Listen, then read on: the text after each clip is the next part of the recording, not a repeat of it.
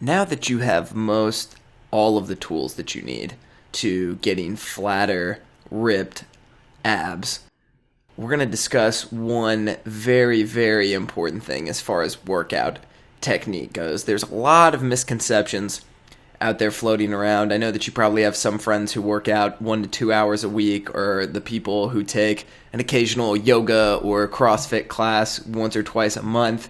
And then you know the fanatics are the more dedicated ones who are going to classes 5 to 7 times a week and are committing nearly 10 hours a week to working out. And now that we've covered that, 80 to 90% of your ab visibility is going to be dictated by how you're eating. And you already have the food guide to do that, so that's awesome. But getting well-defined, carved, balanced muscles from working out is also essential too. And I know that I'm talking to you who have work schedules that range anywhere from part-time at 20 hours a week to 70 to 80 hours a week and hardly sleeping, and multiple jobs or single jobs or traveling jobs where you might not necessarily have a gym, or you're working out of hotel gyms occasionally, or just being able to do prison workouts in your hotel rooms. So I want to cover some of these misconceptions about exercise, though, so you can better understand this. I have a lot of clients who think they need to work 5 to 7 days per week at an hour a day to get great abs, to get lean, to get carved, to get shredded. That is not necessarily the truth. I have some people who work out 1 to 2 hours every other day doing combinations of strength and cardiovascular training. That's not necessarily true either. I've got people who tell me, oh, well, I'm just doing strictly cardio because I want to see my abs, and I'm doing about 3 to 6 hours of cardio a week because I know that that's what's going to burn fat and get me shredded. That's not necessarily true. And then I've got probably more friends than I should who exercise 3 to 4 hours a day, who are college athletes, who are still playing soccer, basketball, doing weightlifting with their friends, going to classes, whatever, who are ripped and just eat whatever they want because they're super active. And that's not a great way to do that either, because I've got the same number of friends who work out 3 to 4 hours a day, eat whatever they want, and they don't have great abs, and they need to work on getting leaner and getting in better shape because some of the foods they eat will give them a heart attack. So definitely don't fall into that category. So I'm going to give you the tools that you need within this course so that you can save time. You can knock out your cardiovascular and strength training. You can train like a beast, and you're gonna look amazing from this. And you might only spend between an hour and an hour and a half total a week using these essential tools and workouts to carve those great flat abs, those sexy abs that you've been looking for. So I've already discussed strength training as well as cardiovascular training is essential.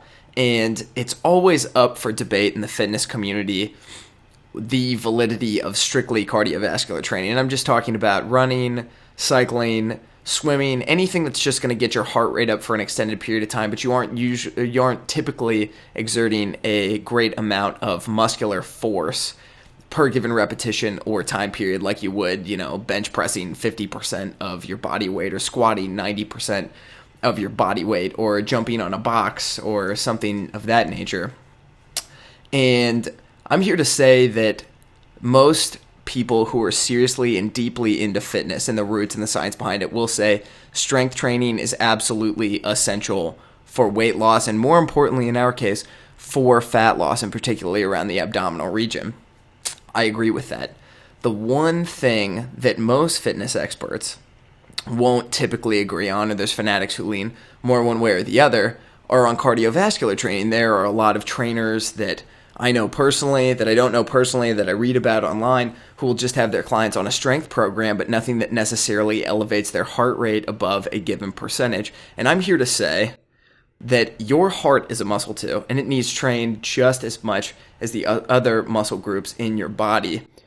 The great thing about exercise science today, even though it is a science that is in its infancy, they have now popularized circuit training and high-intensity training using weights and resistance so that you're able to train your muscles and get functional strength at the same time that you're training your heart for cardiovascular strength, cardiovascular endurance, and also your lung capacity and improving your oxygen capacity so that your body can breathe and function more efficiently, because oxygen is the crux of a lot of that oxygen flow and blood flow. So by incorporating the principles of circuit training as the foundation of your new fitness program, you're going to be able to train your heart muscles while you're training your external muscles that you're using to perform work. You're going to be a more functionally strong person. You're going to get better muscle definition and size for this. And I've already included into how to build your workouts what your rep ranges or times need to be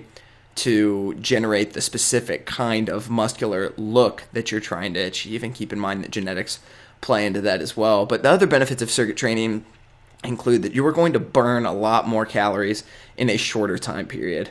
Most of my workouts take between 25 and 45 minutes, I would say. And if I was doing a typical set-by-set version of my circuit workouts, it would probably take me anywhere between an hour and 20 minutes and a couple of hours to complete. So I'm saving myself time by putting them in a circuit format. I'm getting a higher calorie burn because my intensity is raised, and I'm getting my cardiovascular work in as well, which is wonderful.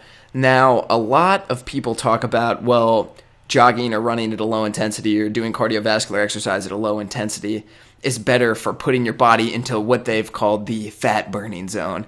And I'm here to tell you that the fat burning zone is kind of a valid place to take as far as like research and study has gone. Like, your body below a certain intensity will recruit more fat to burn as its primary fuel source at a given intensity, but it's going to take a lot more time training at that intensity to burn an equal amount of calories that you could just raise your intensity, cut the time of your workout, and burn just as many calories. And even though more of them might be coming from stored glycogen in your body, you're still going to be burning pretty close to the same amount of fat calories as you would doing twice the amount of time-wise of work, if that makes sense. So what we're getting at here is that you can work out for half the time or even a quarter of the time with good intensity, and you can burn the equivalent amount of fat as you could working for 2 to 4 times the amount of time at just doing a moderate